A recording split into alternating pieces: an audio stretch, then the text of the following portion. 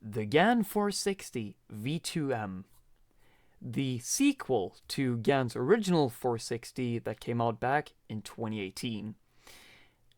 It solves every major issue that I noticed, at least with the original GAN 460 that I've tried out a couple of competitions.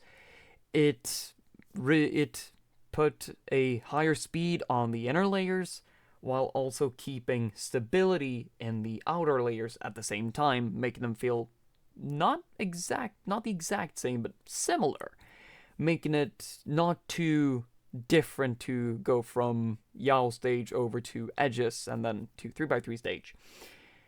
The cube itself is 60 millimeters, like in the name, and it has a screw and spring system instead of GAN's original GS system for the 460, which people made fun of. And something I just want to comment about is the small range of usable tensions. I've not played around with the tensions other than one time when I took the cube apart to take a couple of pictures and could not get the last piece in for the life of me.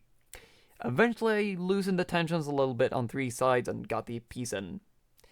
And in those pictures that I'll show right here, it's that the cube on the wing edges has the same magnet system that the Moyu WRM Aosu V7 has in the triple track.